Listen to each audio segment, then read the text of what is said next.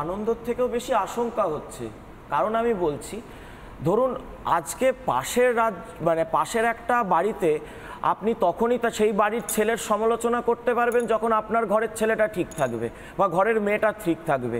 কিন্তু ঘরের মেয়ের মধ্যেই বা ঘরের ছেলের মধ্যেই যদি আপনি দেখেন যে সে দোষী, সে খারাপ, তখন তো সমালোচনা করার জায়গা নেই।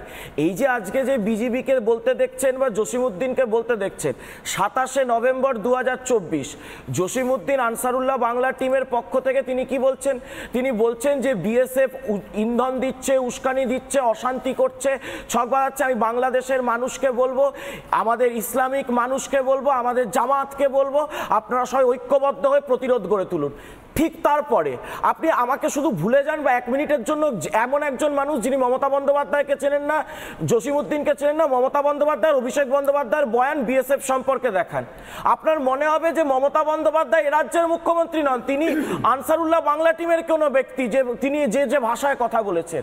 মানে আজকে ভোট ব্যাংকের রাজনীতির জন্য শুধুমাত্র মুসলিম ভোট ব্যাংকটাকে আমাকে সিকিউর রাখতে হবে, যেন 5-এ মুসলিম ভোট ব্যাংক চটে না যায়। কোনো কথা আমি বলবো না, এমন মন্তব্য করব না যাতে সেইটা আমার দেশের স্বার্থের বিরুদ্ধে হোক না কেন।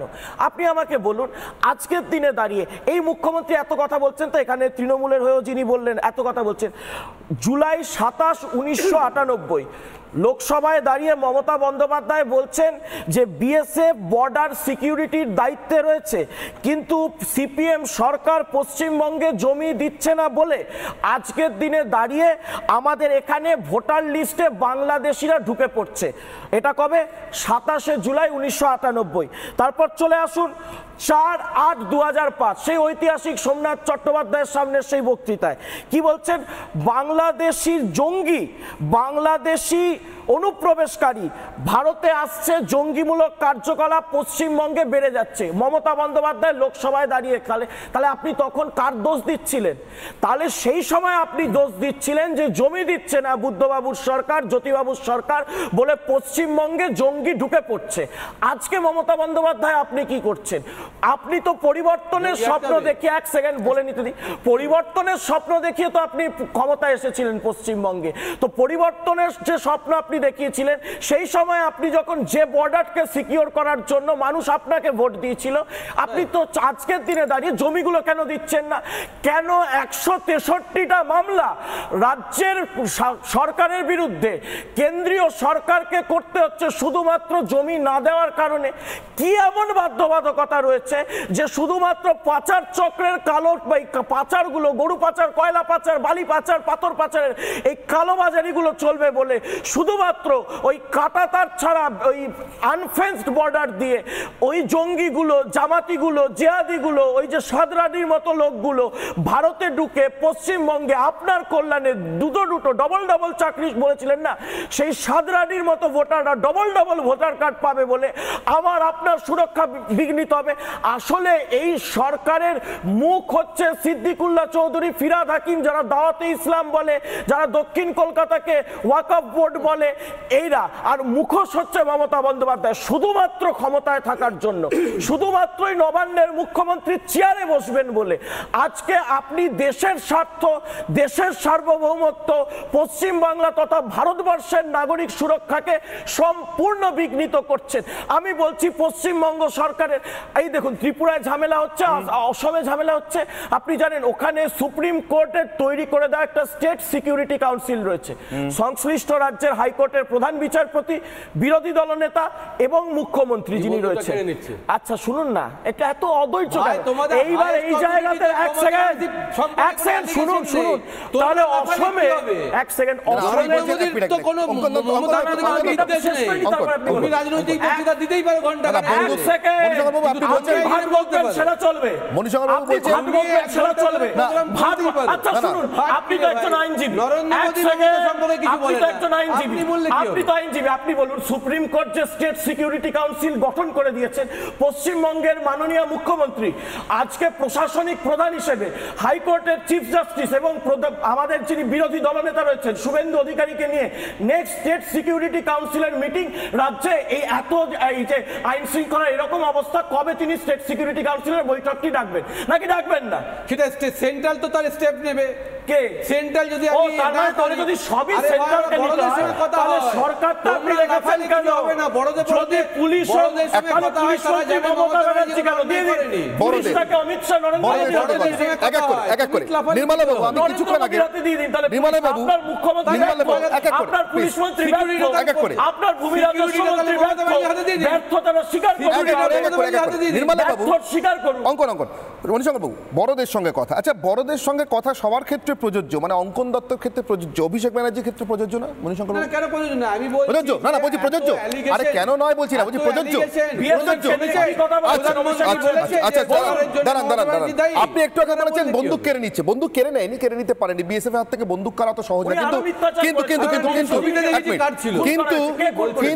কিন্তু বন্দুক কারার চেষ্টা হয়েছে, নিঃসন্দেহে চেষ্টা হয়েছে।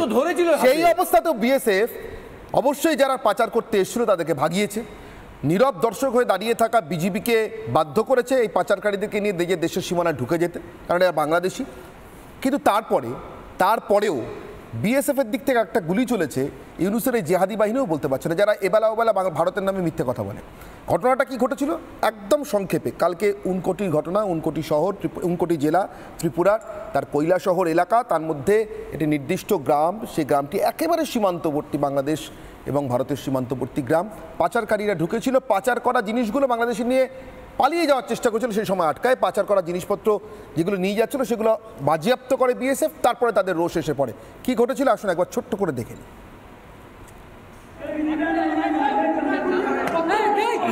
দিলের পাখির গুয়া, এক নম্বর পাখির গুয়া।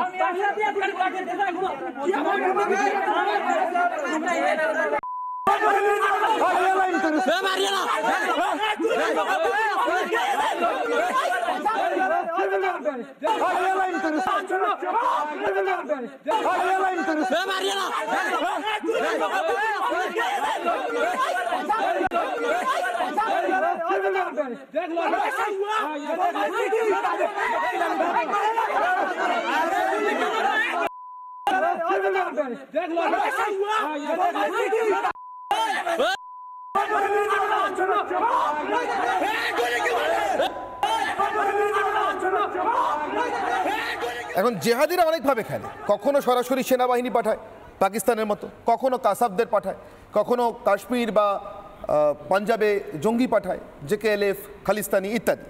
বাংলাদেশও এখন সেরকম, কখনো বিজেপি এসে এই সুখদেবপুরে বাধা দেয়, কখনো আবার বিজেপি দাঁড়িয়ে দেখে পাচারকারীদেরকে লেলিয়ে দেয়, বোঝা গেল। কিন্তু আমি আবারও বললাম, নির্মলবাবু কেন এই ছবিটা দেখালাম, এই ছবিটা দেখানোর পর দেখুন তো এই বক্তব্যটা মিলছে কিনা।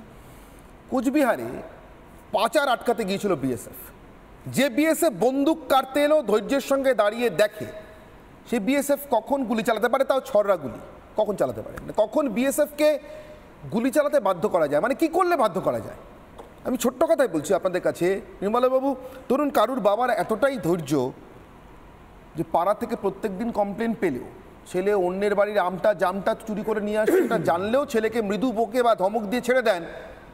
সেই বাবা যদি ছেলেকে উত্তম মধ্যম শুধু দিয়েছেন তা না, বাড়ি থেকে বের করে দিয়েছেন শোনা যায়, তাহলে ছেলে কি করে থাকতে পারে? এ প্রশ্ন আসা স্বাভাবিক। এ প্রশ্ন এলে উত্তর নিতে যাওয়ার জায়গাটা বিএসএফ ক্যাম্প হওয়া উচিত, চোরাচালানকারীর পরিবার নয় বা তার বাড়ি নয়। কিন্তু এই বাংলায় উল্টোটা ঘটে। অভিষেক বন্দ্যোপাধ্যায়ের বক্তব্য শোনাই আপনাদের।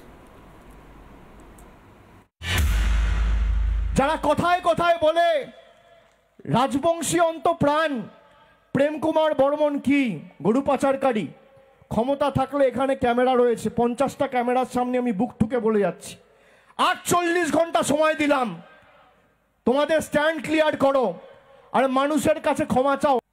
23 বছরের একজন তরতাজা যুবক সকালবেলা গ্রামে পাইচারি করতে গেছিল মাঠে, সকাল 6:30টার সময় বিএসএফ গুলি করে খুন করেছে। আর এখানে পুলিশ প্রশাসনের যারা আছে আমি অনুরোধ করব, পরিবারের তরফ থেকে ইতিমধ্যে এফআইআর হয়েছে, এর কিন্তু আমরা শেষ দেখতে চাই। যারা এর সাথে যুক্ত বিএসএফ এর যে অফিসার, আমি এটা গিয়ে মুখ্যমন্ত্রীকেও জানাবো। নানা ধরনের কন্টেন্ট দেখার জন্য লাইক করুন, শেয়ার করুন আমাদের ফেসবুক পেজ, সাবস্ক্রাইব করুন আমাদের ইউটিউব চ্যানেল। পাশাপাশি অন্যান্য ব্রেকিং নিউজের জন্য অবশ্যই চোখ রাখুন রিপাবলিক বাংলায়।